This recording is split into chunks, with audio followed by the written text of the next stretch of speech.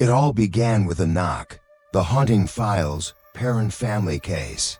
I never believed in ghosts until we moved into the farmhouse. The day we arrived, the sky was pale gray, the kind that hints at rain but never quite delivers.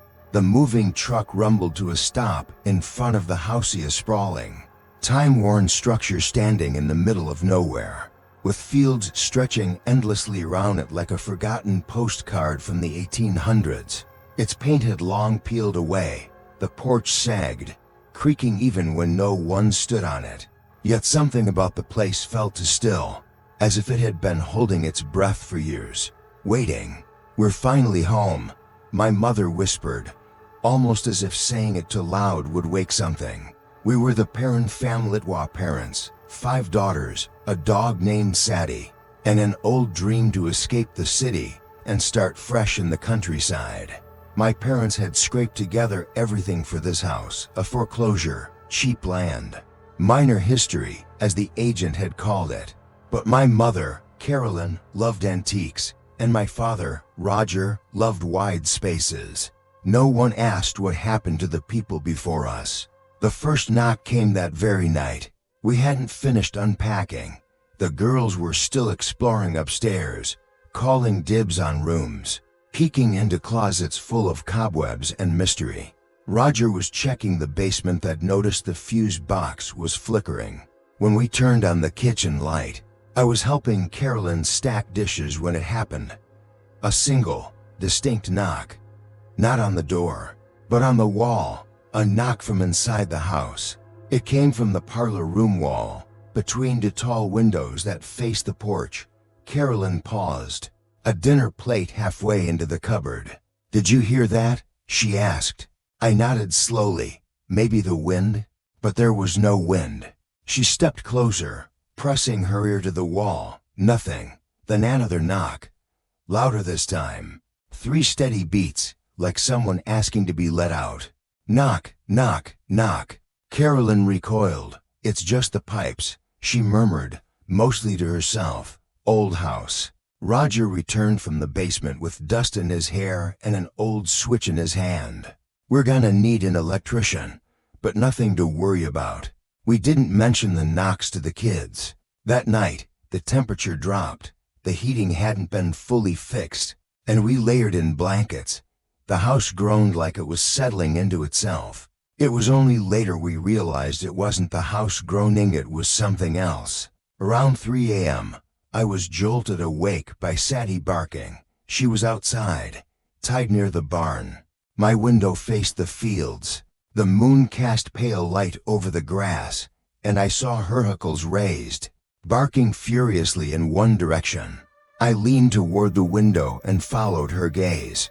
There was nothing there. But then she stopped barking, just like that.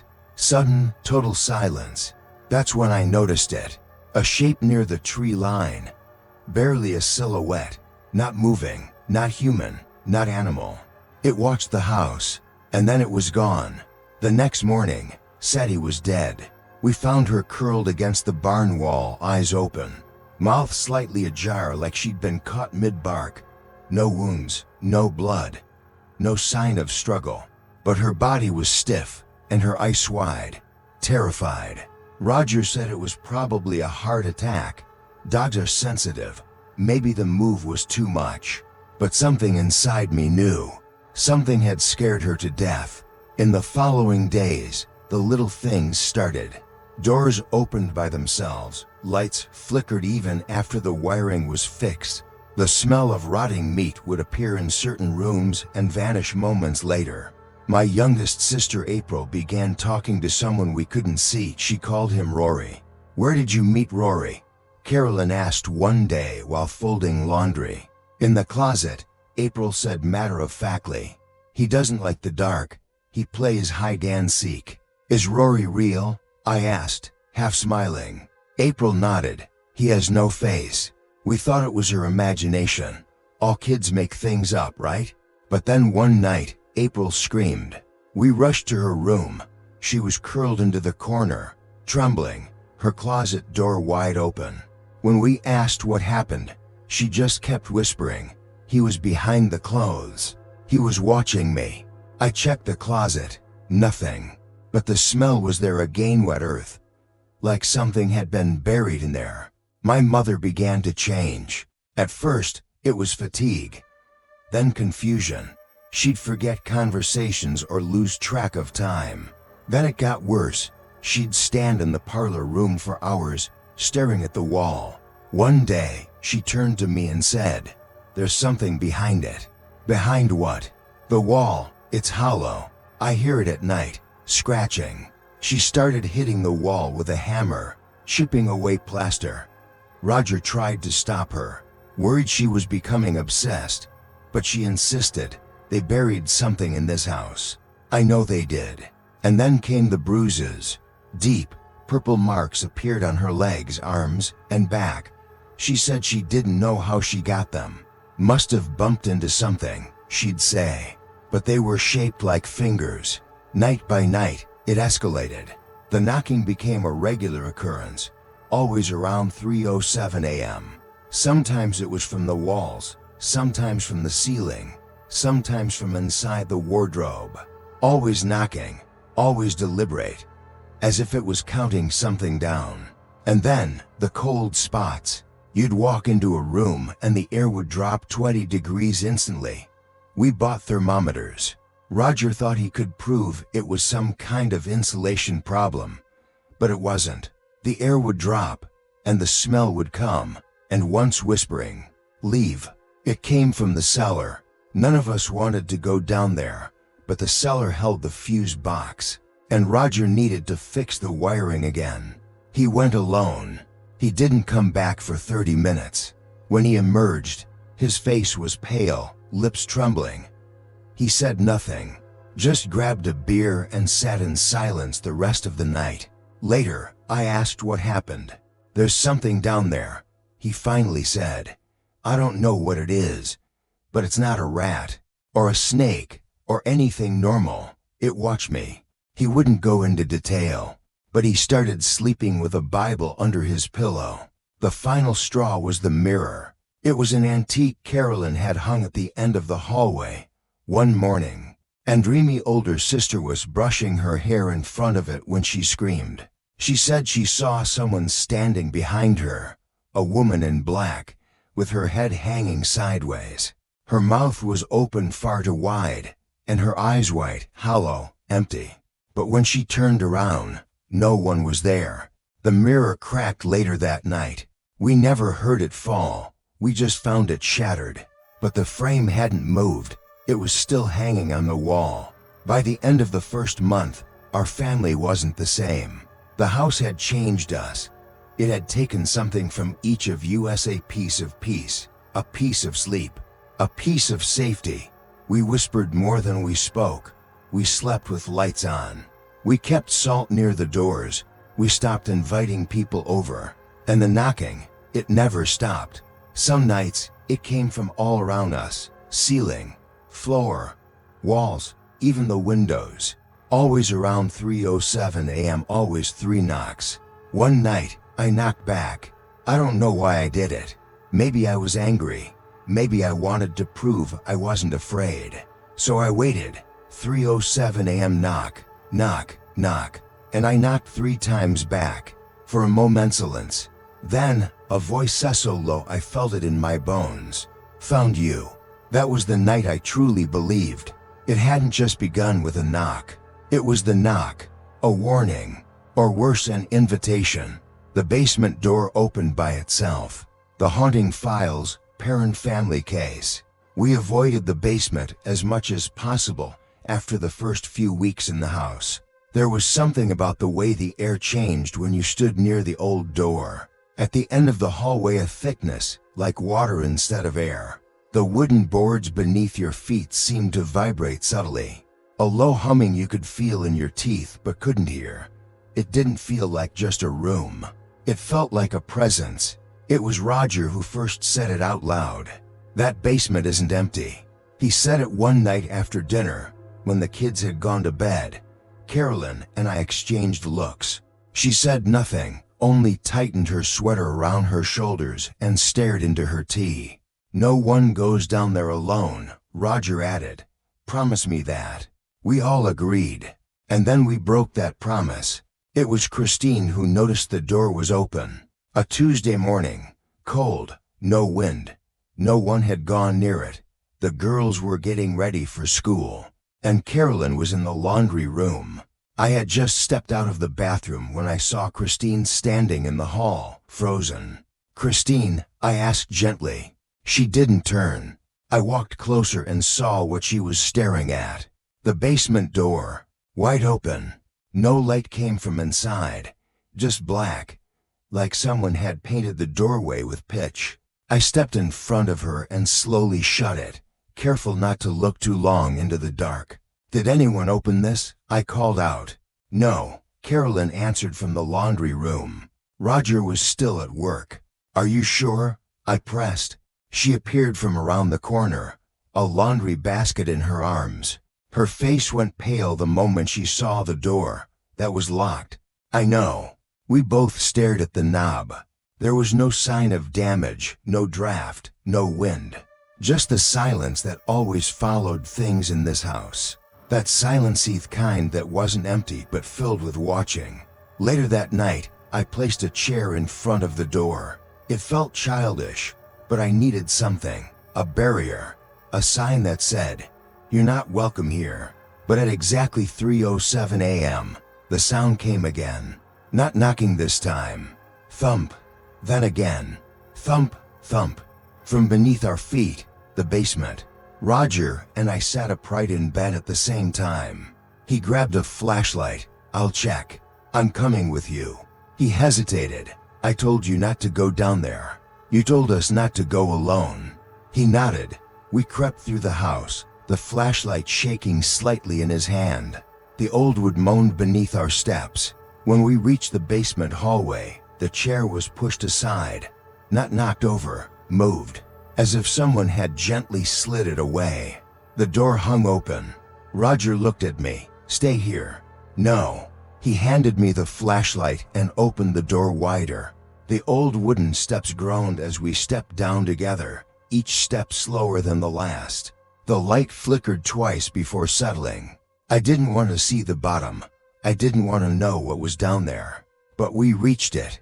Old stone walls, dirt floor, rusted shelves. It smelled of mildew and time and something else, something old and angry.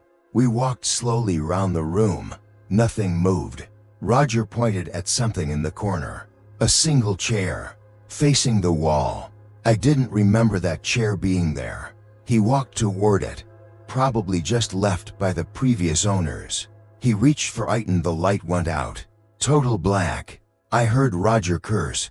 I turned to where I thought he was then. Scratch. A sound like nails dragged across wood. Not near us. "Did you hear that?" I whispered. Then thump, thump, thump. Something hit the floor beneath our feet. Hard. 3 times. Roger grabbed my hand. "We're leaving." We bolted up the stairs, not bothering to look back. The door slammed shut behind us. We locked it again, twice. Then Roger pushed the heavy china cabinet in front of it. No one said a word. That night, I didn't sleep. The following morning, April was missing. Her bed was empty. At first, we thought she'd crawled in with one of the sisters. She often did during storms or when she had nightmares. But none of them had seen her.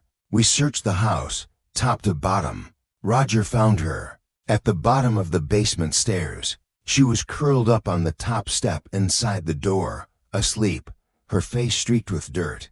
The door had still been locked. "How did she get in there?" Carolyn asked, voice cracking. April didn't remember, or maybe she did and wouldn't say. She told me a lady sang to her, Andrea said later that day, and the singing came from under the floor. Carolyn started crying then. The house changed after that. The air grew colder. Time felt distorted. Some days passed in blinks. Other times stretched endlessly, like the house was trapping us inside moments. And the door never stayed shut. We locked it, nailed it, even sealed it with holy water a local pastor gave us when we asked for help. It would still open. One night, I caught Nancy standing in front of it, just staring.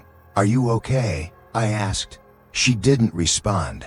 I touched her shoulder, and she jerked like I'd shocked her. "I heard her," she whispered. "Who?" She said my name, from the basement. "Who did?" Nancy looked at me with glassy eyes. "She said she used to live here. She said this is my house. Roger decided we needed help. Real help. He contacted the Warren family and Lorraine. They were known for studying haunted places. Paranormal investigators, people called them. Some said they were frauds. Others believed they were the only people who could truly help. I didn't care what people thought. I just wanted my family safe. When the Warrens arrived, Lorraine wouldn't even step inside at first. She stood on the porch, eyes closed. "I need to prepare," she said softly. Later, she told us the house was cursed. Not haunted. Cursed. "There's something ancient here," she explained. "It doesn't want you to leave. It wants you to belong to it." We told her about the basement. She nodded solemnly. "That's the heart of it. That's where the evil lives." She insisted on going down there. Alone. We begged her not to, but she said she had to. Lorraine descended the stairs with her crucifix and a rosary. We waited at the top. The flashlight flickered from below, then turned off entirely. There was silence. Then a scream. Roger rushed down first. I followed. We found Lorraine collapsed near the wall. She was shaking, whispering prayers. "There's a space behind the wall," she said, gasping. "A sealed room. I saw it. Someone died in there. She died in there." We helped her up. She looked at us with wide eyes. "You didn't buy a haunted house," she said. "You bought a battlefield." After Lorraine's visit, things escalated quickly. Carolyn began to suffer the most. She lost time hours at a stretch. We'd find her in rooms she didn't remember entering, saying things she didn't remember thinking. She stopped eating. Her skin paled. Her voice sometimes sounded like someone else's. Once, I found her humming a lullaby, the same one April said she'd heard from under the floor. That night, she tried to enter the basement again.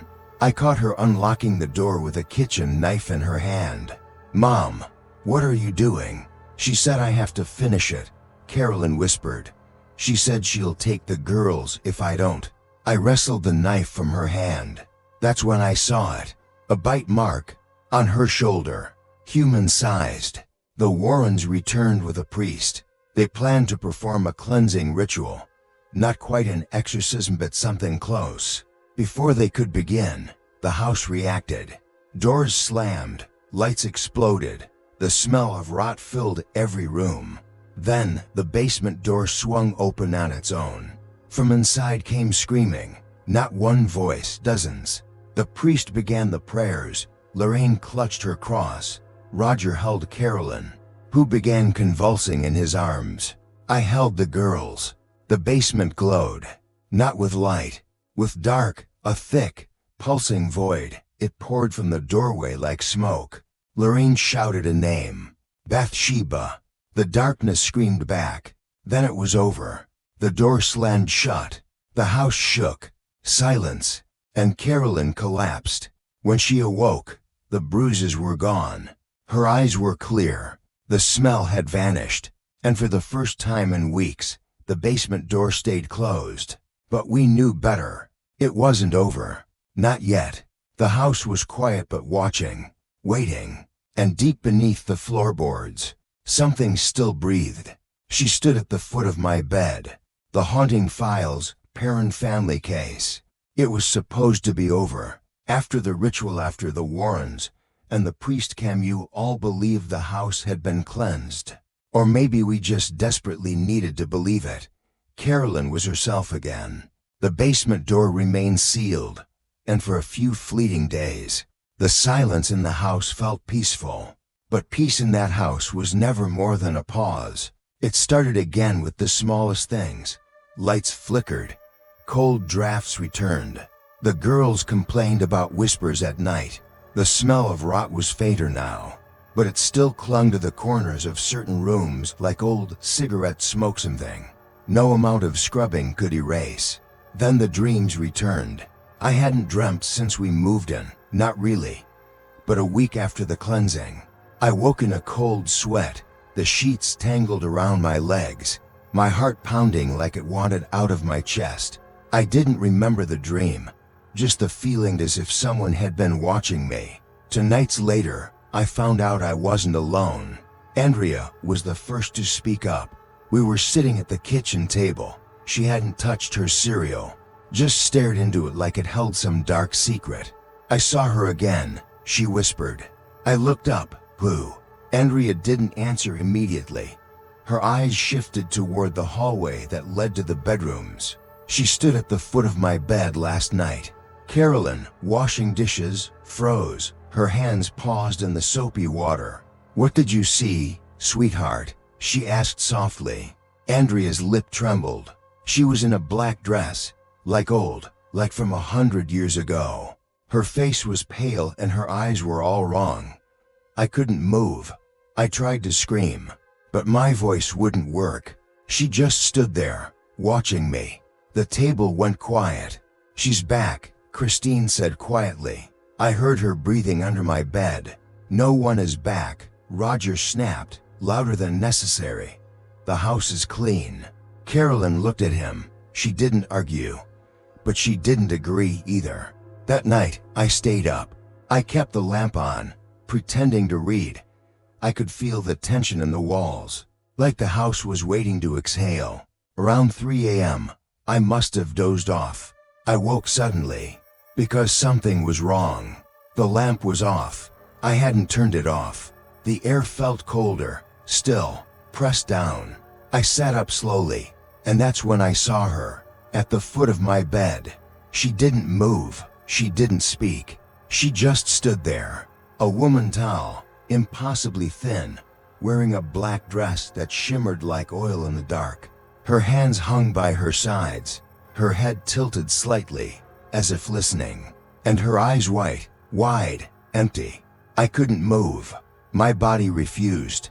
I wanted to scream. My mouth wouldn't open. I could only watch. She took one step forward, then another. I could hear the creak of the floorboards beneath her bare feet. She leaned forward. Her mouth opened, but before anything came out, she vanished. Just like that, the room was empty. I sat there, trembling, drenched in sweat. I didn't sleep the rest of the night. The next morning, I didn't tell anyone.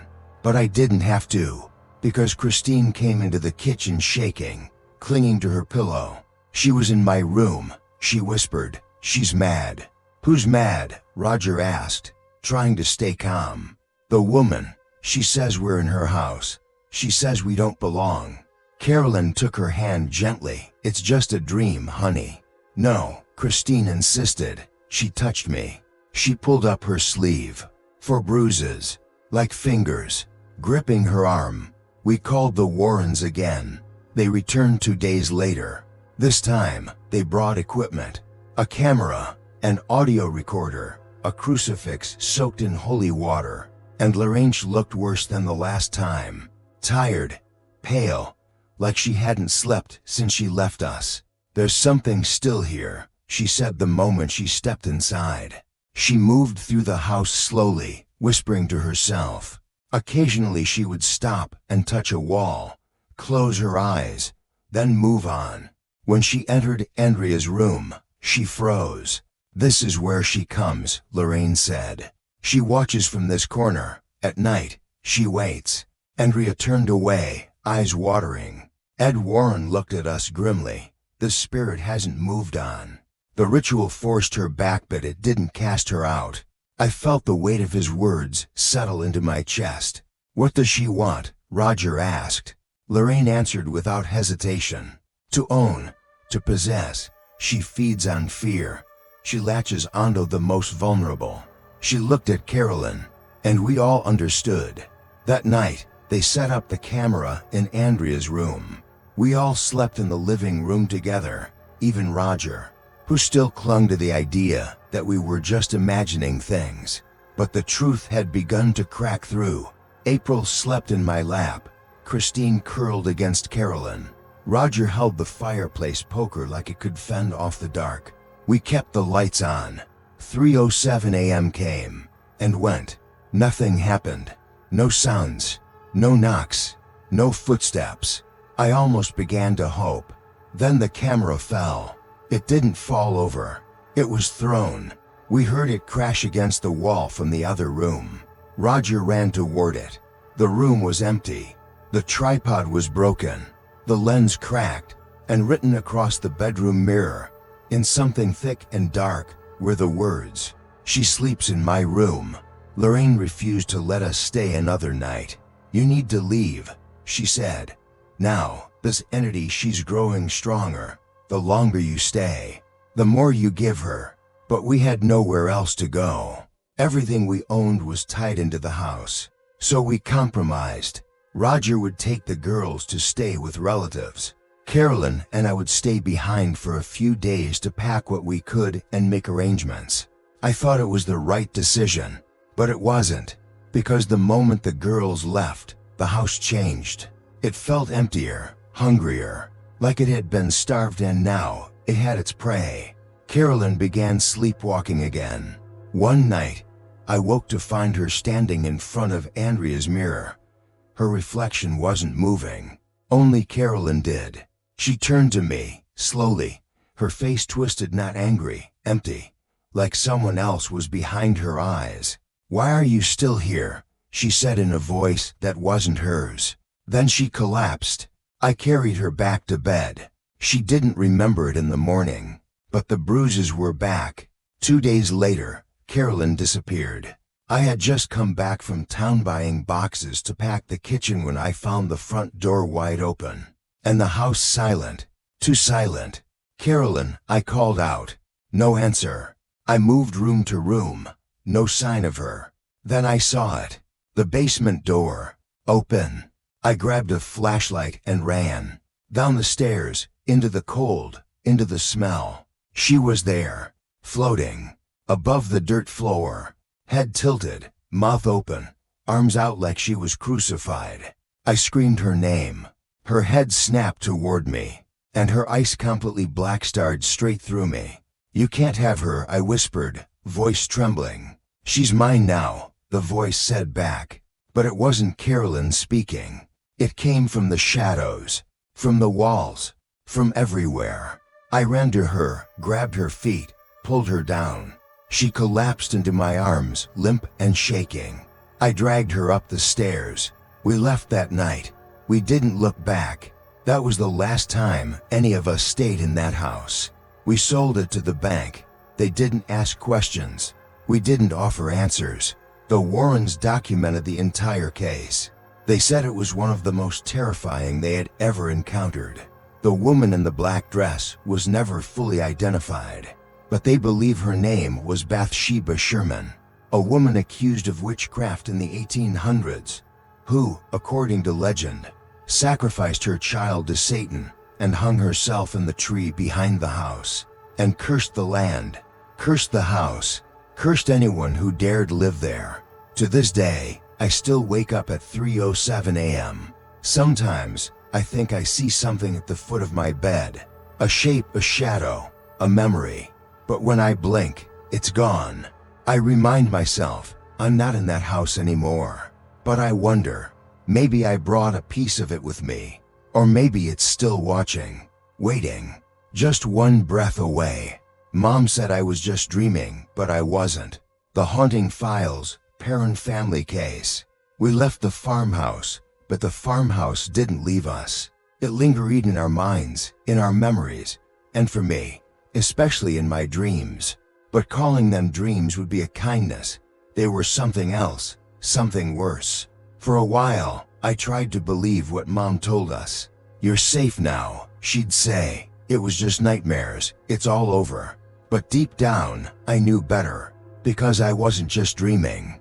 I was remembering, and something was remembering me back. It started a month after we moved in with Aunt May. She lived a few towns over in a small, cramped house that smelled like lavender and old wood.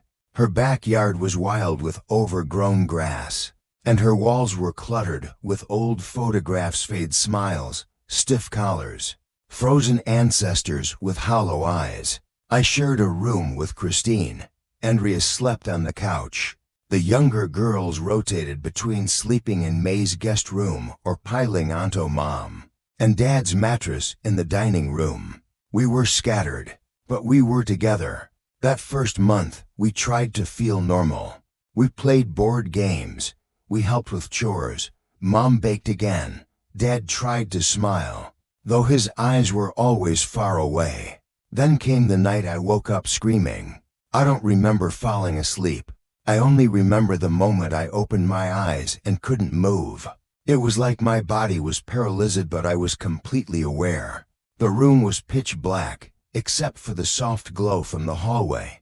Christine lay next to me, breathing softly, and then I heard it. The creak, floorboards, step, then another, getting closer.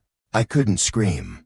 I couldn't turn my head, but in my peripheral vision only saw her. The woman in black, just like before, standing at the foot of the bed, watching me. But this time she smiled, not with her mouth, with her eyes. Her head twitched sideways, like she was trying to fit into the room. Her shoulders jerked. She moved slightly closer. Then she bent down until her face was inches from mine, and she whispered, "I found you." I woke gasping, drenched in sweat, heart pounding so hard I thought it would stop. Christine stirred beside me. "You okay?" I lied. "Yeah, just a dream." But it wasn't. The dreams kept coming. Sometimes I'd wake up and the room would feel colder than it should. Sometimes I'd hear the same knock. 3 soft raps on the wall, always around 3:07 a.m. I stopped sleeping, or tried to, but it didn't matter.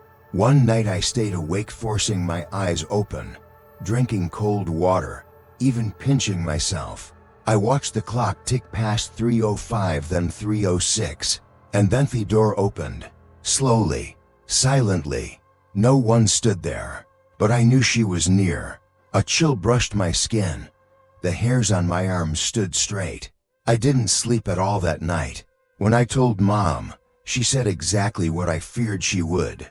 "Honey, you're just processing everything. The mind plays tricks after trauma." I saw her, Mom. She was in the room. I wasn't asleep. "You thought you saw her." She meant well, but I could see the truth in her eyes. She was scared, too. She just didn't want us to be. That same day, April drew a picture. She'd taken up coloring again since we moved in. Mom said it was therapy. But that day, April sat quietly at the table for over an hour, her small hands working quickly, focused. When she finished, she handed it to me without a word. The drawing showed a tall woman in black with a wide mouth and empty eyes. Behind her, 5 girls stood in a line. One by one, their eyes were being erased with black crayon. She said we still belonged to her, April whispered. I didn't ask who she was. I already knew. I tried telling Dad. He listened carefully, his hands folded on the table, jaw clenched. When I finished, he sighed. "I believe you think it's real." That made me angrier than disbelief. I didn't imagine what happened in that house. He nodded. Neither did I. "Then why are we pretending it's over?" He looked at me, eyes tired. "Because if we admit it isn't, we have to go back. And if we go back, I don't think we all come out again." That night, Christine started sleepwalking. I woke to find her standing by the window, staring into the yard. "Chris," I called gently. She didn't move. I got up and touched her shoulder. She turned slowly. Her eyes were open, but they weren't hers. "She's calling us," Christine whispered. "She says Mom broke the promise." "What promise?" "She says we left before the house chose." I didn't understand what that meant, but deep in my Goody felt the truth of it. The house wasn't just haunted. It was hungry, and it hadn't finished feeding. The Warrens came to see us 2 days later. Ed and Lorraine had kept in contact with my parents since the house. They wanted to be sure we were okay. But even Lorraine looked concerned when she saw April's drawings. And when Christine told her about the window, she paled. "She's found a new tether," Lorraine said quietly. "What does that mean?" Mom asked. "She wasn't fully cast out. She was driven backies but not severed. If a spirit is strong enough, and the trauma deep enough, she can attach. To the house? No," Lorraine said. "To the family." I looked at April, then at Christine, and finally, at Mom. "She's after Mom again, isn't she?" Lorraine didn't answer, but she didn't have to. That night, I had the worst dream yet. It wasn't in Aunt May's house. It was back at the farmhouse. I stood in the old hallway, the lights flickering, the wallpaper peeling like skin. The smell of rot filled the air. I walked toward the basement. The door was open. Inside, I could hear something breathing. Low, heavy. I stepped down. Each step creaked. The lower I went, the colder it got. At the bottom, the room pulsed like a living heart. The walls dripped with something dark. The floor squirmed with shadows. In the center stood a figure. The woman in black. She turned slowly, and this time I saw her face. It was my mother's, but twisted, dead-eyed, smiling. "She's mine now," the voice said. Then the walls caved in. I woke screaming, and Mom was gone. We found her outside, in the backyard, standing barefoot in the wet grass, staring up at the sky. Her nightgown was soaked. Her arms were scratched, as if she'd walked through thorns. "Mom," I called, approaching slowly. She turned, and for a split second, just a blinky, saw her eyes turn black. Then back again. She collapsed into my arms. That morning, Lorraine gave us the truth. She's trying to pull your mother back. Possession happens in stages: obsession, oppression, then take over. "Can we stop it?" Dad asked. "There's only one way." "What?" "We have to go back." Silence. The words echoed through the room like thunder. "Back to the farmhouse. Back to the place where it all began." "Absolutely not," Dad said. But Mom, she didn't argue. She just stared at the wall and whispered, "I can feel her." Lorraine turned to us. "If we don't cut the tether where it began, she'll follow you forever. She'll take what she wants." "And what does she want?" I asked. "You." The decision was made by morning. We'd return. Not for good. Just for the ritual. The final one. The Warrens would bring everything: holy relics, protection wards, and a priest. We would face her one last time. And either we'd walk away free, or we wouldn't walk away at all. Why was there dirt in her mouth? The haunting files, parent family case. We returned to the farmhouse on a gray morning. The kind that sits heavy on your skin like a warning. The clouds rolled thick above us, and the wind moved through the grass in long, nervous sighs. No one said a word as we drove up the familiar dirt road. The house loomed in the distance, same as we left it, weathered, crooked, and still. But there was something else now, a tension, like it had been holding its breath, waiting for us to come back. Mom stared out the window the whole ride. She hadn't said anything since the decision was made. She didn't cry, she didn't tremble, but there was a look in her eyes like she wasn't entirely there anymore, like something else was watching through her. The Warrens met us in front of the house, their van filled with boxes of tools, crosses, candles, and ancient books. Lorraine's hands trembled slightly as she adjusted her rosary beads. "This is our only chance," she said quietly to my father. "She's growing stronger by the hour." Roger didn't answer. He just held Mom's hand, as if holding on might be enough. It wasn't. The moment we stepped into the house, the air shifted. Colder, heavier, thicker. The walls seemed darker, the shadows longer. The lights wouldn't turn on, even though the electricity had been restored just days ago. "She knows we're here," Lorraine whispered. She led us room to room, placing small bowls of salt at each corner. The priest, Father Gordon, moved silently behind her, murmuring Latin under his breath. He paused longest near the basement door. Then he said the first thing we'd heard from him all morning. "This is where the ground was broken." "What do you mean?"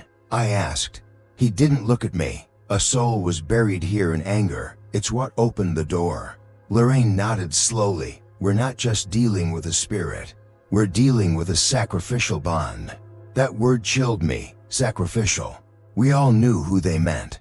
Bathsheba Sherman, the woman who, according to legend, sacrificed her infant and cursed anyone who tried to live on this land. The woman we'd seen. The woman who had nearly taken my mother. She hadn't gone. She had simply been waiting. And now, she wanted to finish what she started. We set up in the parlor, just like before. Mom sat in the center of a circle made from salt and blessed twine. Lorraine knelt beside her, holding her hand. Father Gordon stood over them, crucifix raised. The rest of us, Roger, my sisters, the Warrens, and I stood just outside the circle. And the ritual began. The Latin words echoed through the room like thunder. The windows rattled. The floor beneath our feet felt like it was pulsing Galiv. At first, Mom remained still. Then her eyes rolled back. She began to speak in a low voice. Not hers. "She doesn't want to leave," Lorraine warned. Suddenly, the candles blew out. The salt circle split open as if sliced. The room plunged into darkness. And then she screamed. It wasn't just any scream. It was otherworldly, a sound so loud and guttural it shook dust from the ceiling. Mom's body arched upward, suspended in midair. We all rushed forward, but Lorraine shouted, "No, don't break the circle. She'll jump to someone else." Mom crashed back to the floor. We thought it was over. We were wrong. April began choking. I turned to Hirsch, was on her knees, gasping, hands at her throat. Christine screamed, "What's happening to her?" Father Gordon knelt beside her, pressing a cross to her forehead. "She's inside the child now." "No," Roger shouted, lunging forward. But it wasn't Bathsheba trying to possess April. It was something else. Lorraine suddenly froze. "She's not being possessed. She's being used." "What does that mean?" I shouted. "She's a vessel. She's showing us something." April's eyes rolled white. Then she opened her mouth, and dirt poured out. Thick, black clumps of soil, mixed with something darker, mold. Ash fell from her mouth in waves. She choked, sputtered, collapsed. Then silence. She blinked, and in a voice not her own, said, "She buried the baby beneath the stairs." Everyone froze. "The crawlspace," Lorraine whispered. "The hidden room behind the basement wall. That's where the remains are." April fell unconscious in my father's arms, and we all knew what we had to do. We opened the basement door for the last time. The steps creaked just as they always did. The air down there was wet and sharp, like the smell of freshly turned graves. Lorraine led the way. We found the wall easily one Mom had tried to break through weeks ago.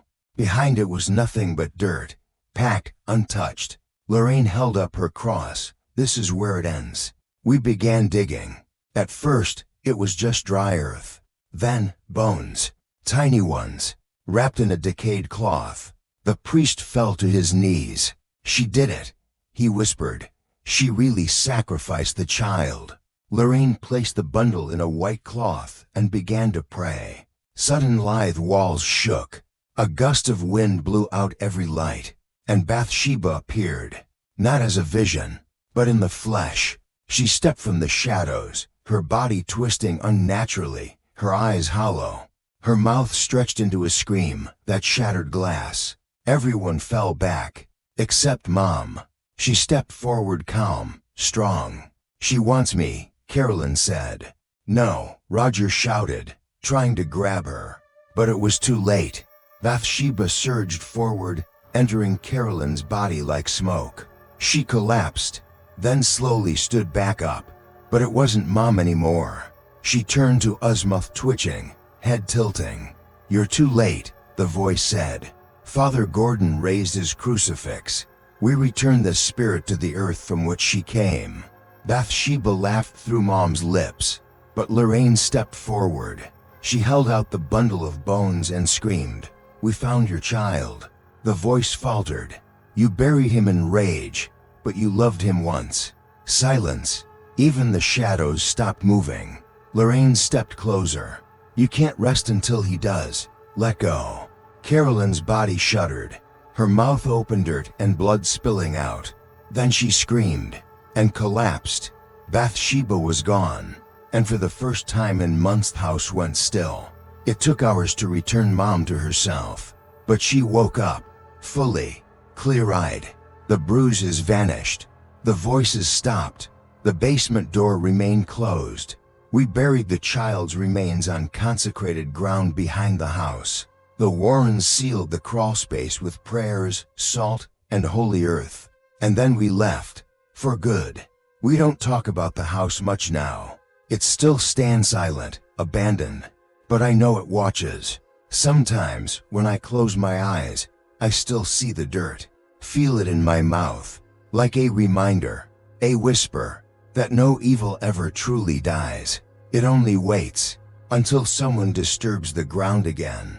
Something was inside the wall. The haunting files, parent family case. We thought it was over. After the final confrontation with Bathsheba, after we uncovered the child's remains and sealed the crawlspace, we believed we had done everything right. The Warrens told us the spirit had been laid to rest. The house grew quiet. My mother returned to herself. The basement door stopped opening. But evil, once rooted, doesn't vanish. It seeps into the bones of a place. It hides deeper than any priest can reach. And sometimes, it waits in places you're too afraid to check, like inside the walls. We had only returned once. Moretto collect the last of our things, tools, boxes of old photographs, a few toys the girls refused to touch. Dad didn't want any of us inside. "Stay near the car," he said. "I'll be quick." But I followed him. Something told me not to stay outside. Something quiet, deep inside me, like an itch behind the eyes. He was upstairs in Andrea's old room, sorting through drawers. I stood in the hallway, eyes drifting across the peeling wallpaper. The morning light cast everything in faded yellow. That's when I heard it, knocking. Not from a door, from inside the wall. I froze. 3 soft taps, then silence. "Dad," I called. He turned quickly. "What is it?" I hesitated. "Do you hear that?" He listened. Nothing. He shook his head. "Just the house settling." But I knew better. This house didn't settle. It remembered. Later that night, I couldn't sleep. Not because of fear, but because the sound hadn't stopped. Even in Aunt May's house, far away, I kept hearing the knock. Always from the walls. 3 soft taps. Pause. 3 more. Like a code. Like a heartbeat. I pressed my ear to the wall beside my bed, and I heard something else. Breathing. Not mine. Not Christine's. Heavy, wet, close. I sat up quickly. The air was ice cold. My breath came in puffs. And then the smell. Rot, decay. It was back. I woke my mother. She looked at me, her face pale, eyes wide. "You hear it too?" "Yes." "Where?" "In the wall." She was silent a moment. Then she whispered, "It followed us." The next morning, Andrea found a dead bird on the windowsill. Its neck was twisted, its wings perfectly folded.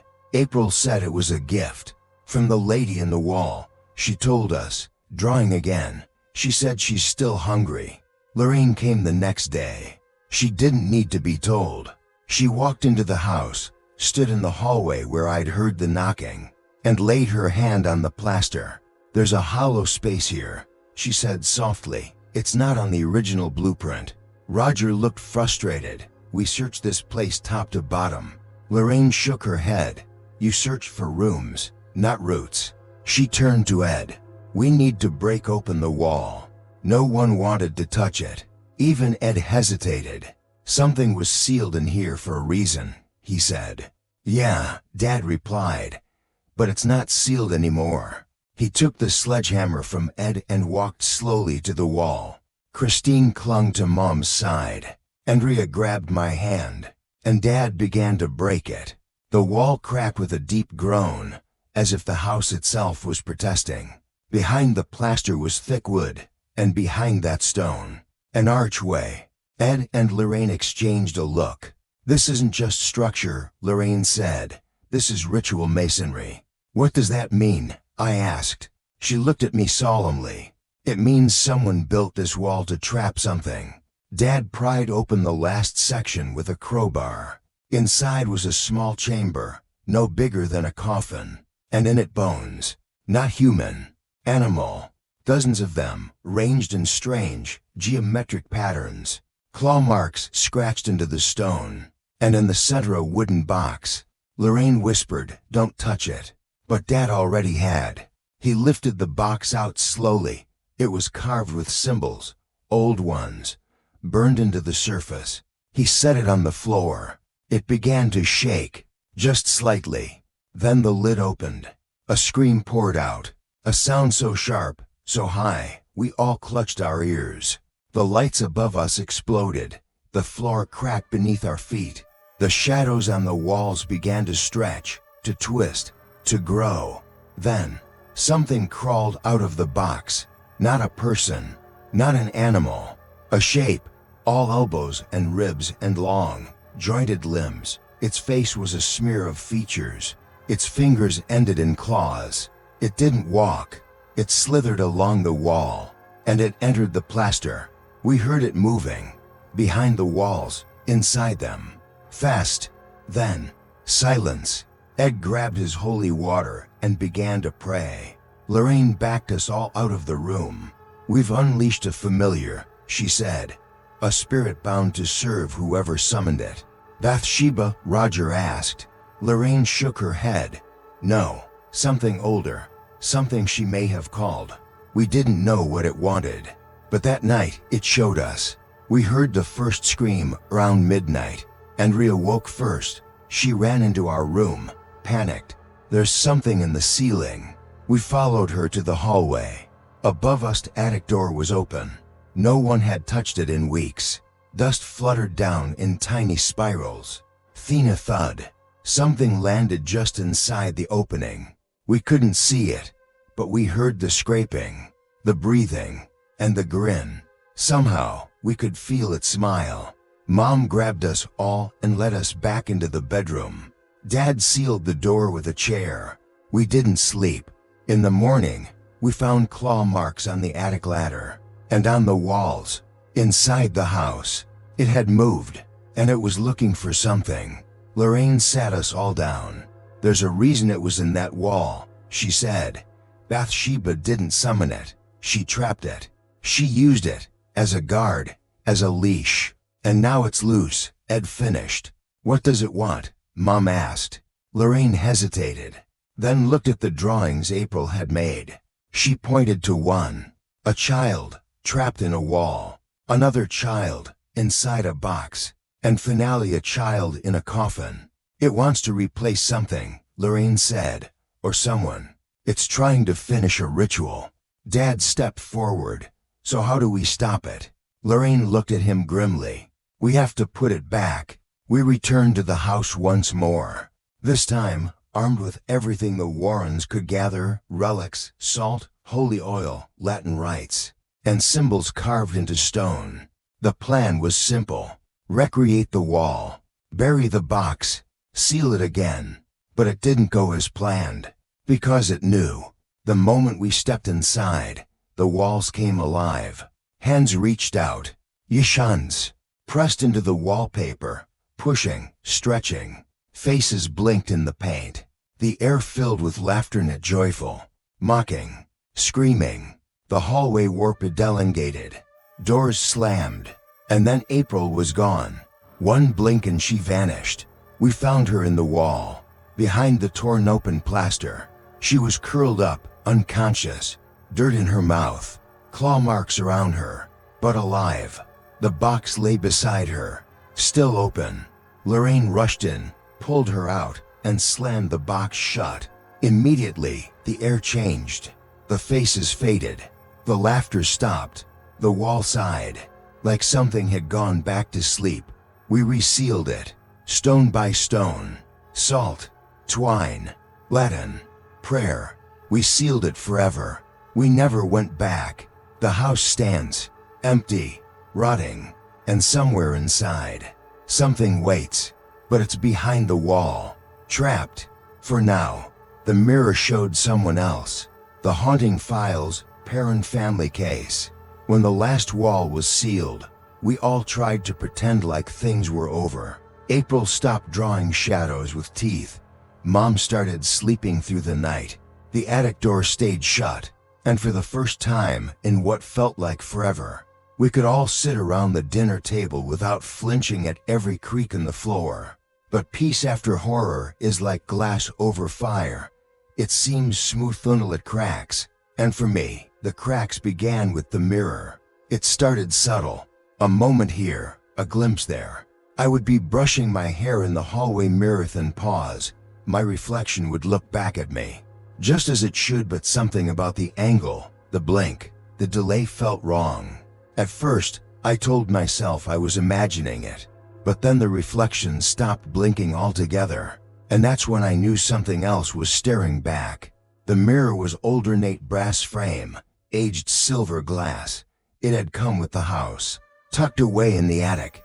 Dad had pulled it down and hung it in the hallway, thinking it was a harmless antique. It wasn't. The first time it really happened, I was alone. Everyone was out. Mom had taken the girls shopping, and Dad was in the garage. I passed the mirror while heading to the bathroom and saw something off. I stepped back to check, and that's when I saw it. In the reflection, he wasn't moving. I stood frozen, but I was very much moving in real life, backing away in confusion. Then the reflection smiled, not a normal smile, too wide, too sharp. Then it lifted its hand and waved. I didn't. I ran. When I told Mom, she looked pale. She didn't speak for a moment. Then she asked quietly, "Which mirror?" "The one in the hallway." Her face darkened. "I thought we got rid of that." "What do you mean?" "That mirror, it's from the original farmhouse. It was in the attic when we moved in. I saw it once. Just once. Then I had your father put it away." I frowned. "Why?" She paused, then whispered, "Because I saw your reflection blink before you did. That night, Dad took it down. But that wasn't the end. Because 2 days later, another mirror did the same thing. This time, in the bathroom.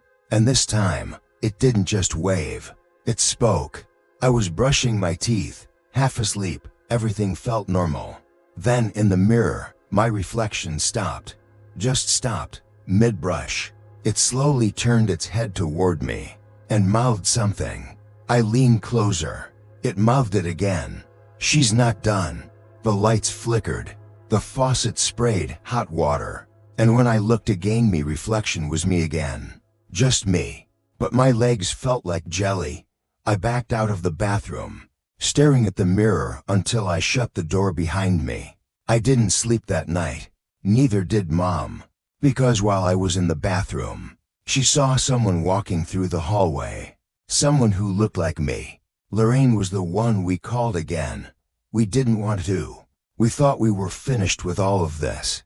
But the moment she walked in and looked at our faces, she said, "It's attached to a surface now."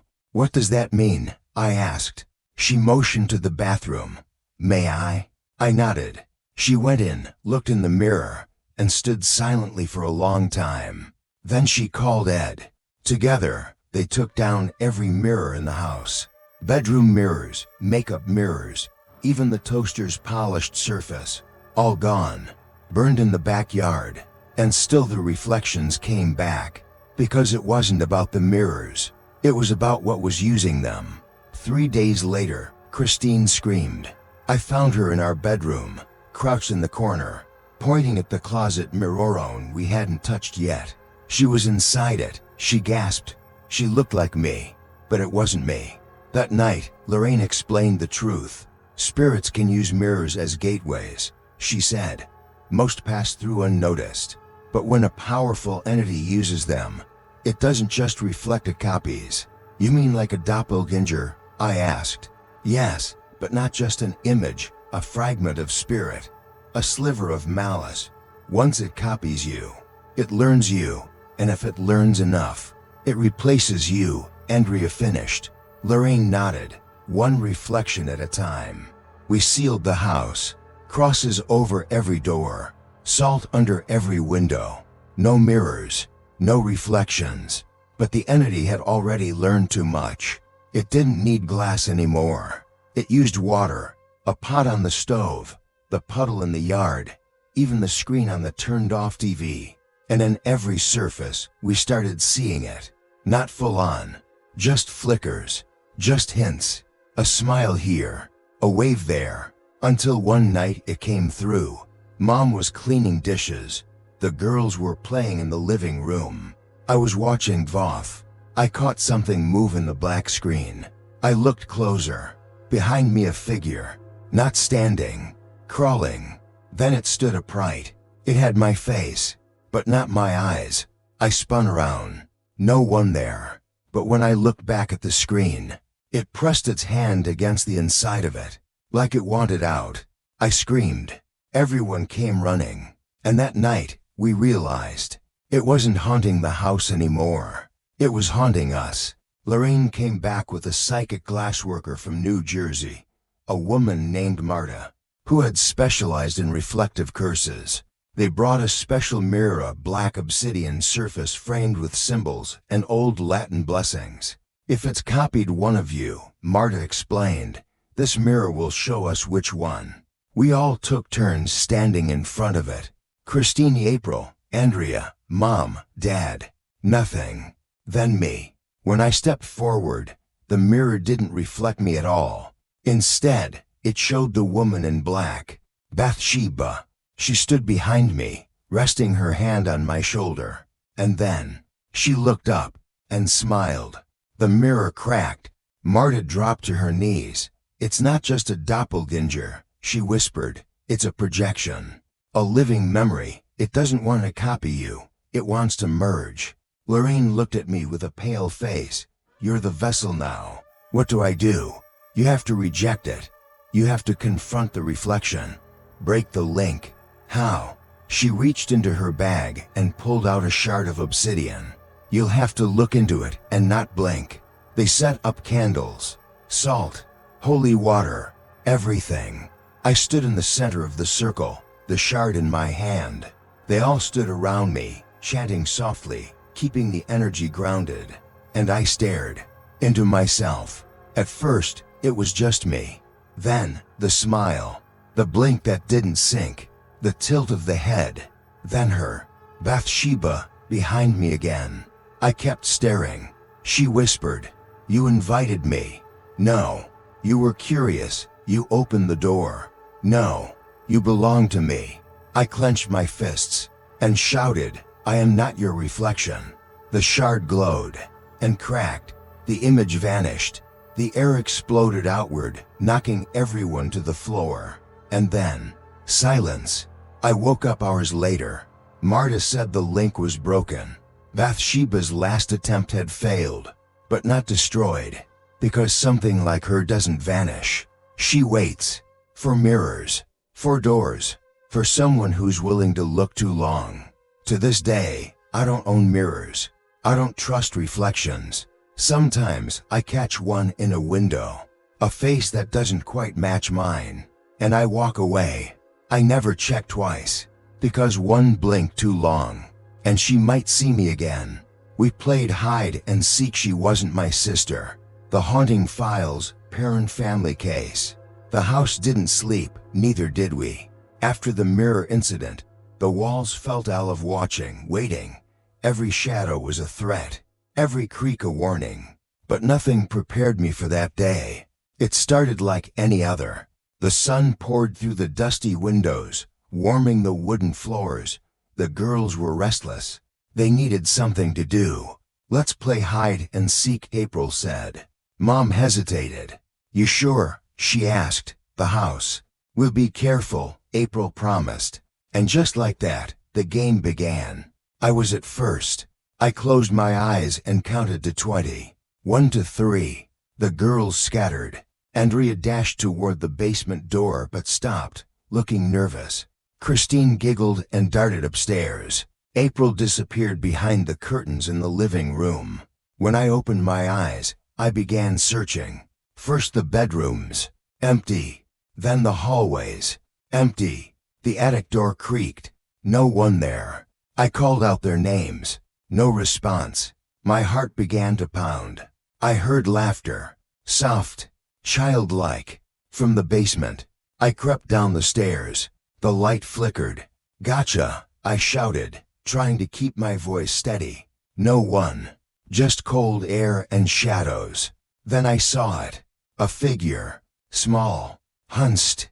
Watching from the corner. I blinked. It was April. April. I ran toward her. She smiled, but her eyes were empty. "I'm not April," she whispered. I froze. Then the lights went out. When they flickered back, April was gone. I screamed for Mom. She came running. "Where is she?" she cried. "We need to find her, now." Roger joined us. Together, we split up. Mom took Andrea upstairs. Dad and I scoured the basement. Lorraine arrived just in time. "Stay calm," she urged. "She's not lost. She's been taken." "Taken?" Dad asked. "Yes, by the entity." "How do we get her back?" Lorraine's face grew serious. "We need to enter the other side," she explained. "The house has a veil, a thin boundary between our world and the spirit world. When we play games like hide and seek, it can become a door." Mom shivered. "But April's just a child, which makes her vulnerable." Lorraine handed Mom a small amulet. "Wear this. It will protect you from crossing fully." Dad packed a bag with salt, candles, and holy water. "I'll go with you," he said to Lorraine. Mom stayed with us. The rest of us waited anxiously. Dad and Lorraine stepped into the basement. They lit candles, tracing a circle on the floor. Lorraine began chanting softly. The air thickened. The basement walls shimmered, and the veil parted. Dad reached out. "April." A faint giggle answered. Then a shadow slipped through the wall. In that moment, the house changed. The basement became a maze of dark corridors and endless rooms. Each step echoed like thunder. Lorraine led the way. "April's scared," she said. "We have to find her fast." We followed, hearts pounding. Then we heard whispering, soft voices calling names. "April, come play." The voices grew louder. The shadows thickened. Suddenly, a door slammed. Lorraine stopped. "This is the edge of the spirit realm," she warned. Beyond the door, the whispers turned to screams. "We have to go through," Dad said. Lorraine nodded. They pushed the door open. Inside, April sat on a rocking chair. But it wasn't really April. Her eyes were black, her smile twisted. "She's not my sister," I heard April say. "No," Lorraine replied. "She's a shadow." The shadow. April lunged. Dad grabbed her, holding her tight. Lorraine sprinkled salt and holy water. The shadow hissed and faded. April collapsed into Dad's arms. "She's weak but alive," Lorraine said. We cheered, but relief was short-lived. The house shook violently. The veil cracked, and from the shadows, more figures appeared. They were children, eyes hollow, silent, surrounding us. Lorraine held up her cross. "We have to leave now." We rushed up the stairs. Behind us, the spirits reached through the veil. But we were safe, for now. Back upstairs, April woke. She was pale but breathing. "I remember," she whispered. "Remember what?" Mom asked. "The shadows. They wanted me to stay." "Why?" I asked. April looked at me with wide eyes. "Because I'm not really their sister either." That night, we sealed the house tighter than ever. No games, no loud noises, no shadows. But the fear remained. Because in that house, the past never truly dies. It waits, watching, playing, and sometimes, it takes. The smell of rot followed her. The smell of rot followed her wherever she went. At first, It was faint, a whisper of decay on the edge of the air. The kind of smell that makes your stomach churn, but disappears when you turn to look. But it grew stronger with each passing day. It clung to her skin, her clothes, even her breath. Mom called it a nightmare she couldn't wake from. We called it a curse. It began the morning after the basement rescue. April was exhausted but alive. She clung to Mom, her small frame shaking. "I want to go home," she whispered. Mom held her tight. "We are home," she said. "You're safe now." But April's eyes told a different story. Dark, distant, haunted. The smell started in her room. I was the first to notice it. I had been studying at the kitchen table when the scent hit me, sour and wet, like something buried too deep and forgotten. I looked toward April's door. It was closed, but the air around it was thick, almost visible. I stood and pushed it open. April lay on the bed, pale and still. The smell was stronger. I gagged. Mom came and then. Her face tightened. "Did you smell it?" I nodded. "We need to get her out of here." But the smell clung even outside the room. It seeped into the walls, the floorboards, the furniture. Days passed, and the smell worsened. April stopped eating, stopped speaking. She stared into corners as if seeing something none of us could. I tried to hold her hand once. It was icy cold. One night, I heard her whisper, "Mommy, she's here." Mom rushed in. "What is it, baby?" "The woman, the smell, she's never gone." Mom's eyes filled with tears. "We'll make it stop," she promised. We called Lorraine again. She came with Ed and Father Gordon.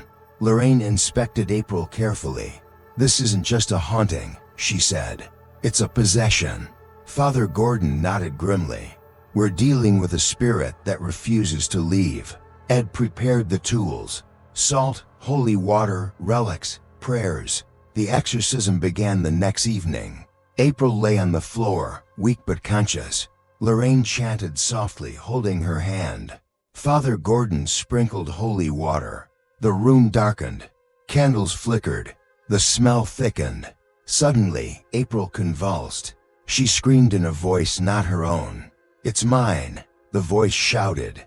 "The baby's mine." She thrashed violently. We held her down. Lorraine kept chanting. Father Gordon raised the cross. The spirit fought. It screamed. It cursed. The smell of rot was overpowering. I wanted to run, but I stayed, because April needed us. Lorraine's voice grew stronger. The room filled with light. The spirit's screams faded. Finally, April fell silent. Her eyes fluttered open. They were clear. The smell vanished. She looked at us weakly. "It's gone," Lorraine said. "We broke the hold. We thought the worst was over." But the house remained, silent, watching, waiting. The smell of rot never fully left.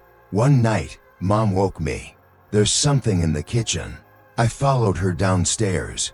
The smell was back, stronger. We found the back door open, cold wind blowing in.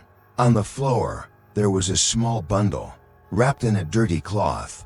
Mom's hands trembled as she unwrapped it. Inside was a piece of decayed wood, a shard of something old, etched with strange symbols. Lorraine arrived again the next day. She examined the shard carefully. "This is a key," she said, "to something buried deep." "We thought it was over," Mom whispered. Lorraine shook her head. "It never ends until the source is destroyed." We had no choice.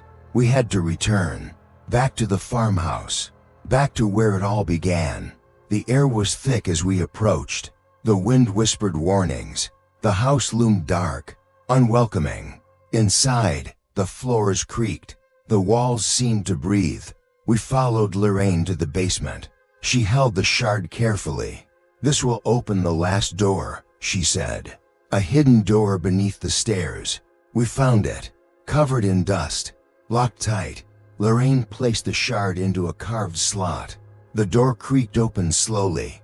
Inside was a dark tunnel, filled with cold air. The smell of rot hit us hard. We stepped inside.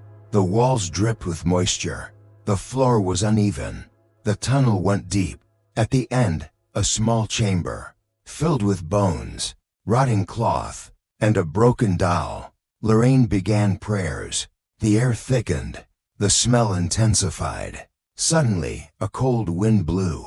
A whisper echoed, "Release me." A shadow rose from the bones. The spirit of the baby.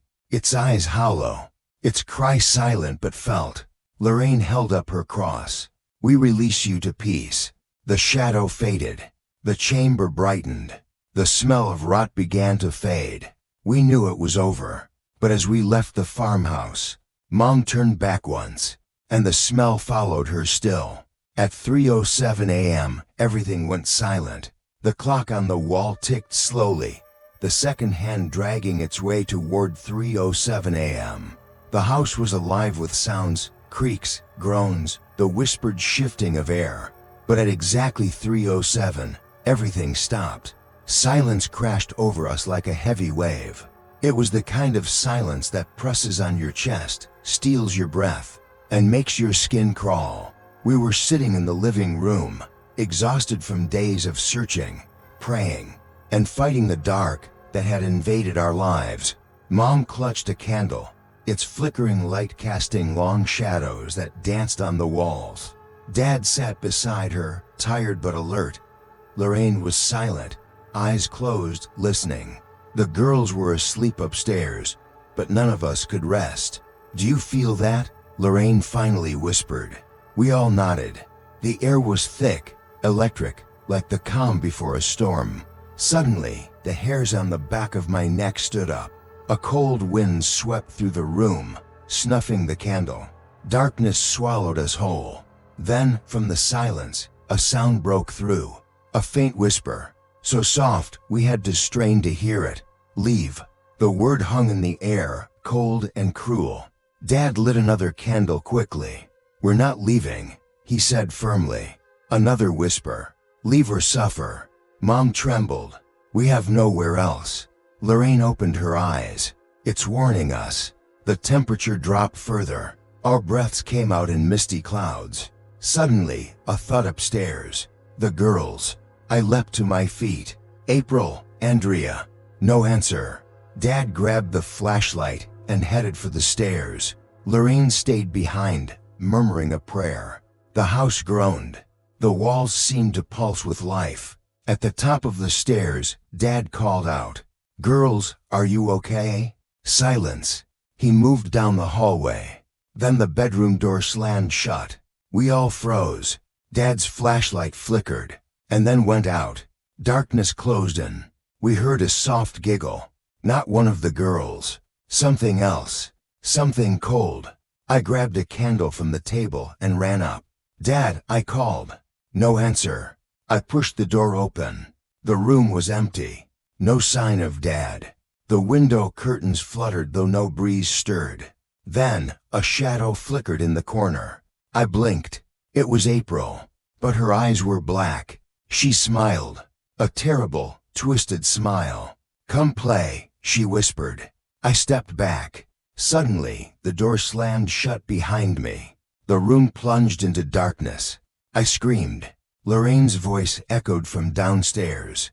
"Hold on, we're coming." I fumbled for my candle. Then, the silence returned. Below the stairs, Mom sat frozen. "Something's wrong," she whispered. The house was no longer just haunted. It was hunting.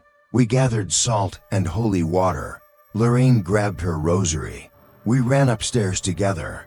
The hallway was longer than before. The walls bled shadows. We found the door to the girls' room. Locked. Mom pushed it open.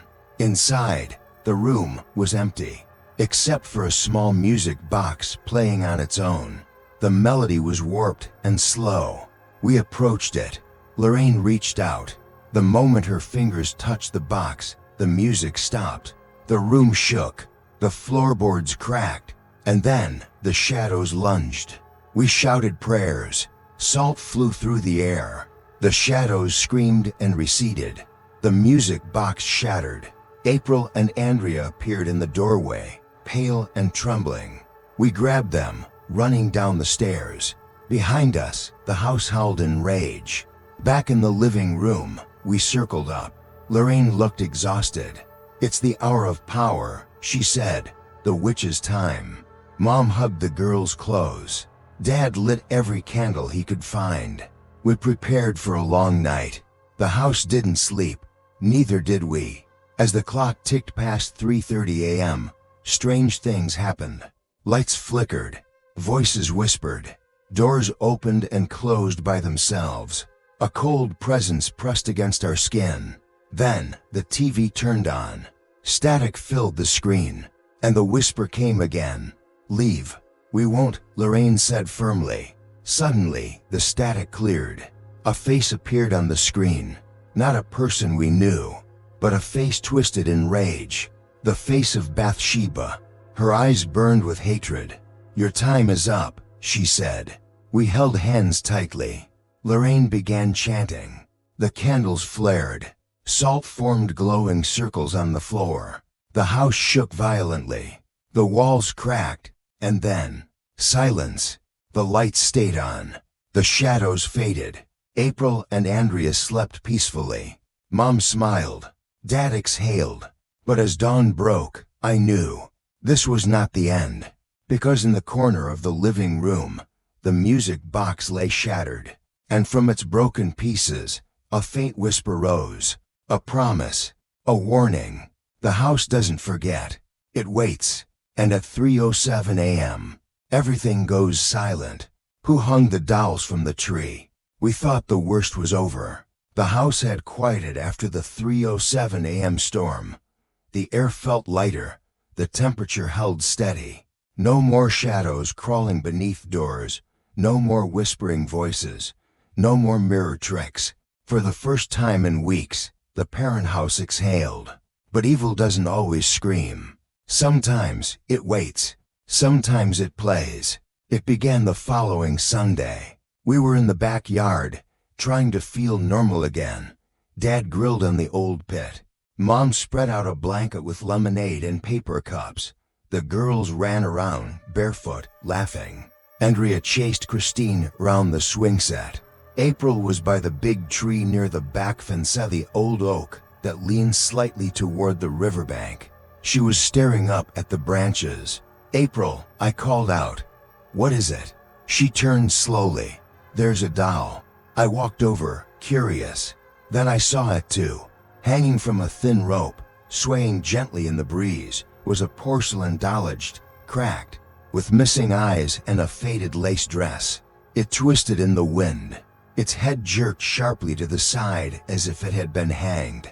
Dad climbed up and cut the rope. He brought the doll down, staring at it with a frown. "I didn't put this here," he said, turning to Mom. She shook her head. "We don't even own dolls like this." Lorraine examined it. The moment she touched the porcelain, she flinched. "There's something inside it," she said softly. "What?" Mom asked. "A presence, sad, hurt, vengeful." She closed her eyes, holding the doll close. She was a girl, maybe 8 or 9. She was punished, locked away. And this, she gestured to the doll, was her only companion. We stared at it, unsure of what to do.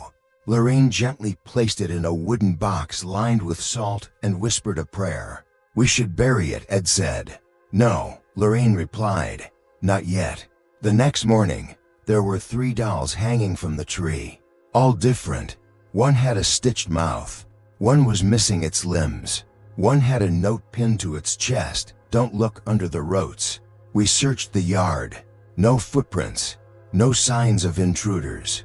But the air smelled like dirt and mildew, like something freshly unearthed. April refused to go outside after that. She said the dolls talked at night. "They whisper from the tree," she told us. "They say more are coming." We burned the dolls. All of them. Every porcelain limb turned to ash in the fire pit. We salted the soil. But the next morning, there were 7, strung higher in the branches, each one with different expressions. One with a blood-red tear painted beneath its eye. One holding a tiny rope in its hand. And another wearing the exact same dress April had worn the day before. We brought in Father Gordon again.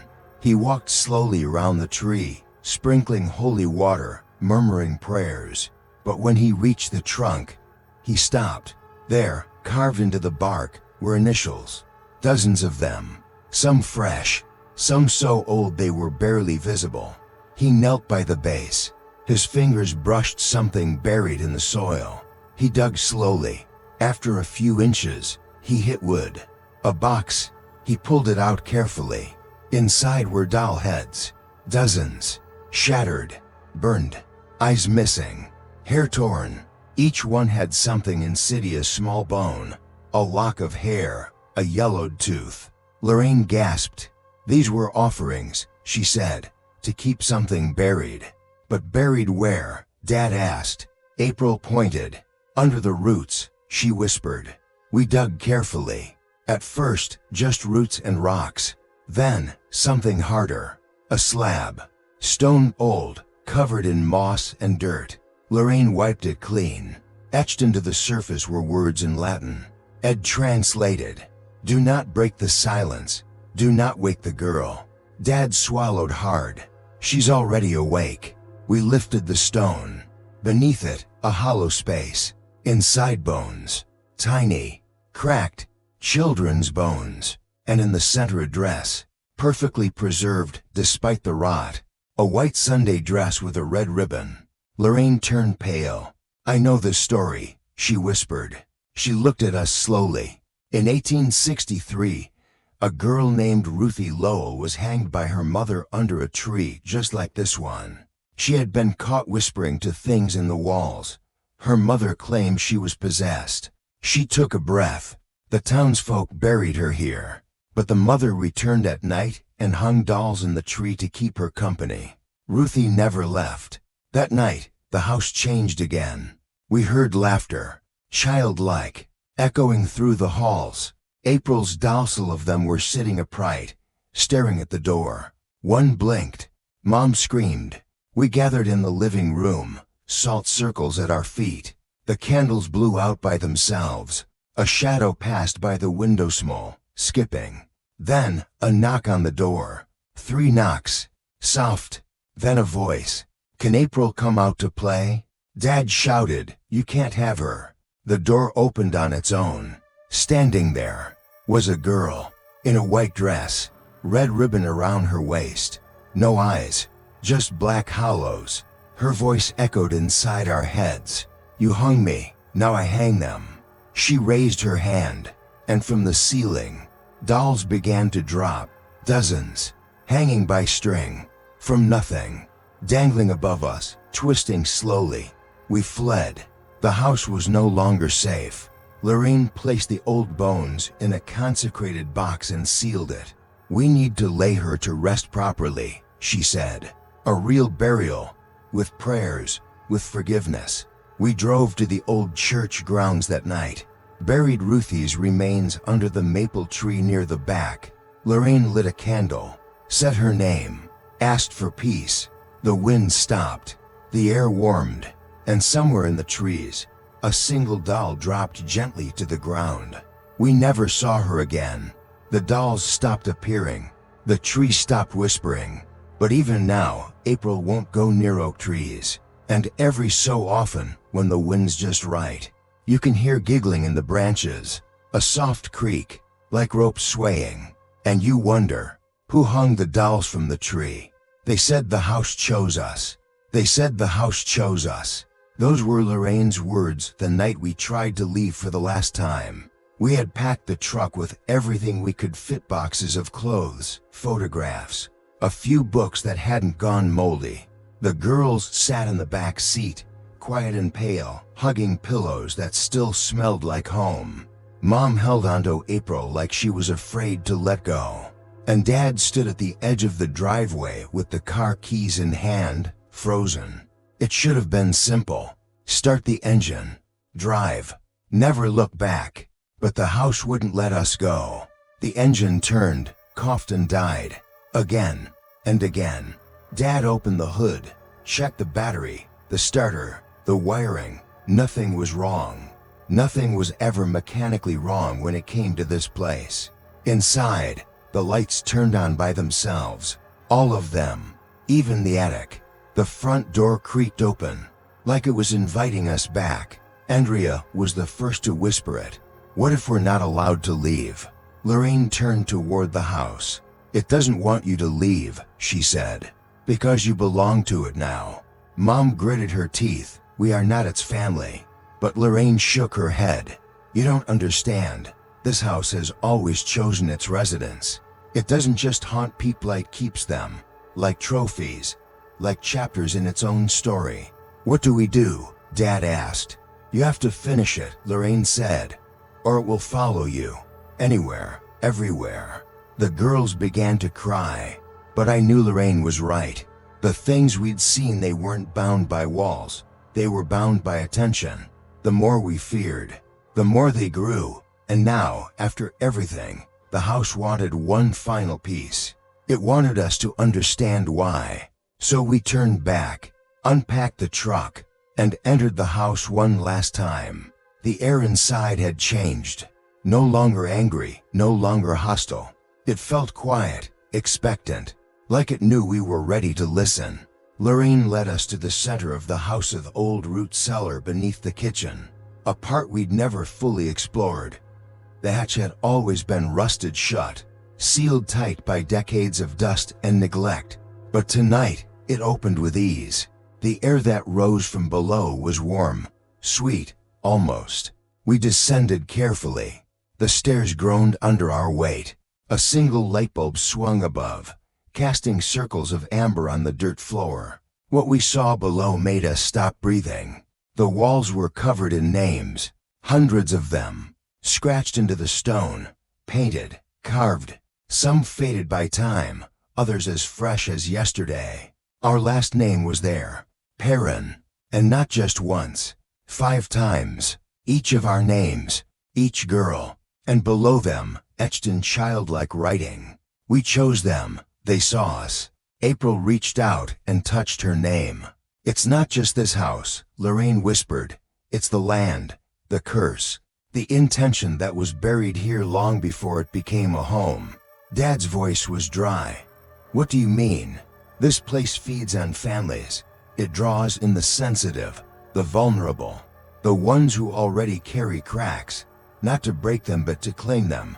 Every family before you. Chosen. Mom knelt near the wall. She was crying. I don't want to be part of this story. You already are, Lorraine said softly. But you can end it. You have to end it. In the corner of the cellar was an old chest. Ed opened it with a crowbar. Inside were keepsakes, old letters, broken toys, wedding rings, even baby shoes. And beneath them all a book, leather-bound, heavy, no title. Lorraine lifted it gently. This is it, she said, the book of the house.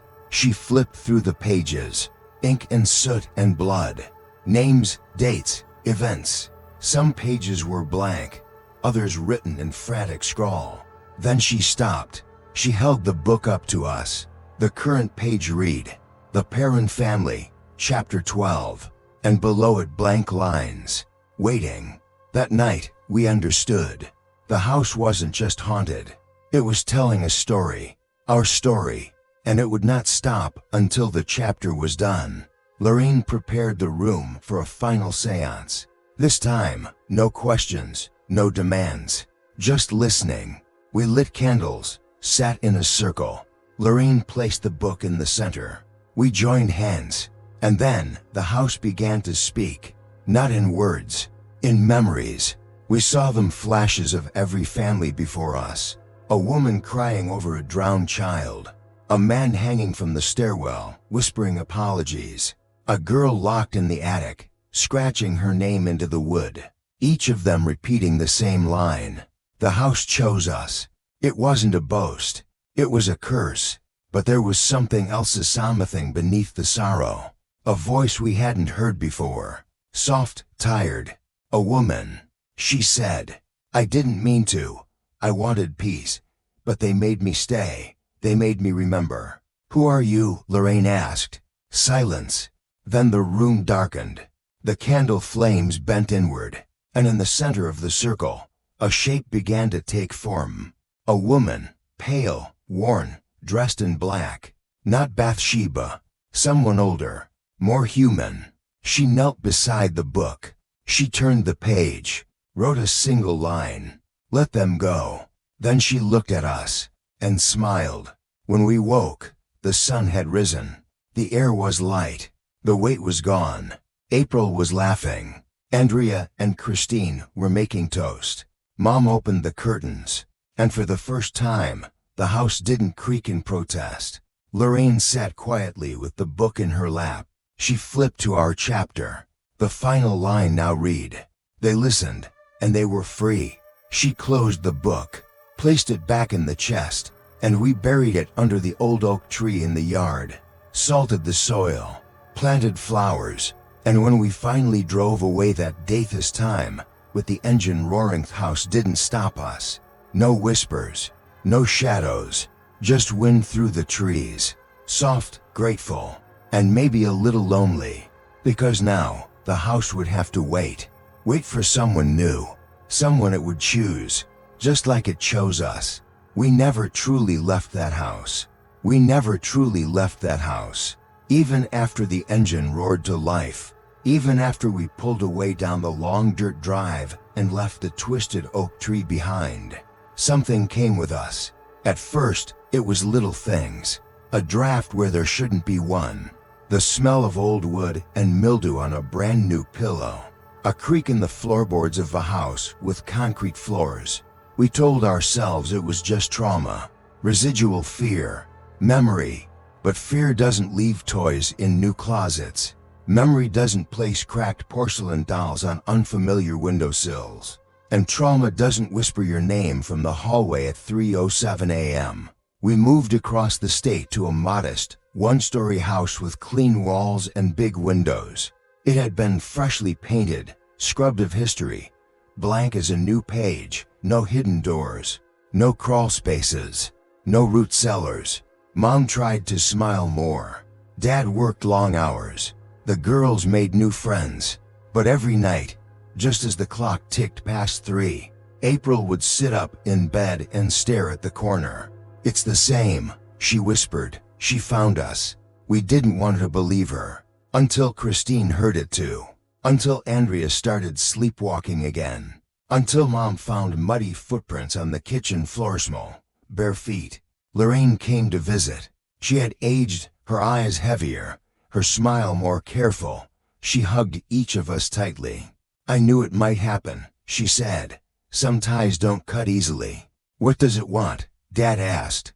Lorraine looked toward April, who sat quietly in the living room, coloring with broken crayons. It's not about what it wants anymore. It's about what you still carry. She opened her bag and pulled out the book.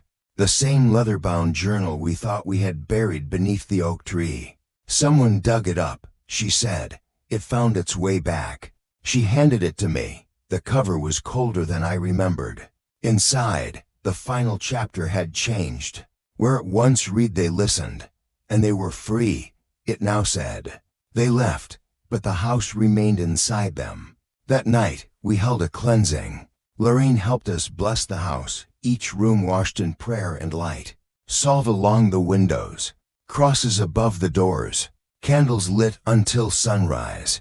The energy shifted, but it didn't vanish. It clung, like smoke to skin. It needs a final word, Lorraine said. A true goodbye, or it will keep reaching. What does that mean? I asked.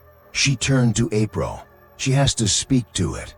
No, Mom said sharply. She's been through enough. I know, Lorraine said. But the house chose her first. It knew her name. It still knows it. We set up the ritual the next evening. This time, it wasn't in some dark basement or haunted corridor. It was in April's room, sunlight streaming through the curtains, music playing softly in the background. Lorraine placed the book on the floor. April sat cross-legged in front of it. She was calm, too calm. She placed her hand on the page. Are you listening? She asked. The room grew colder. The air thickened. And from the walls, the softest sound. Yes. April blinked slowly. I'm not afraid of you anymore. Silence. I understand now. You were alone, hurt, You didn't know how to stop. She paused. But we do, and we're done. The book flipped a page on its own. A fresh page. April picked up a pencil. She wrote one sentence. This is the end of our chapter. The lights flickered. The temperature rose. And for the first time in months no sound followed. We burned the book in the fireplace. No screams. No shadows. Just smoke. Lorraine watched in silence. When it was ash, she stood. It's over. But she didn't look relieved. What is it? I asked. She looked at me. Some stories end and some sleep. Years passed. We never returned to the old farmhouse. The land was sold, fenced off, left to rot. They say no one ever bought it again. Realtors went in and never came back. Hunters set up cameras near the tree leniently for the footage to come back blank, corrupted. But we moved on, as much as anyone can. April grew up. She doesn't talk about the house, but she doesn't sleep much either. Her paintings, though beautiful, still have shadows in them. Andrea moved away and changed her name. Christine joined a local church choir and keeps a crucifix in every room. Dad passed quietly 2 winters ago. He never talked about that time again. And Mom, she still dreams of the tree, of dolls in branches, of laughter in the walls. As for me, I write, because it's the only thing that helps make sense of what happened, what keeps me grounded. But sometimes, late at night when the house is still, when the air grows heavy, I hear it, just once, a creak, a giggle, a breath that isn't mine. And I remember what Lorraine said. The house chose you, not because we were weak, not because we deserved it, but because we listened. And maybe that's all it ever wanted. To be heard, to be remembered. So if you're ever driving through the backwoods of Rhode Island and you see an old house standing crooked at the end of a long gravel road, if the air gets colder as you step near, if the trees seem to lean toward you, if the wind whispers your name, don't answer, don't go inside, because that house is always waiting, and it already knows your story. All it needs is a blank page,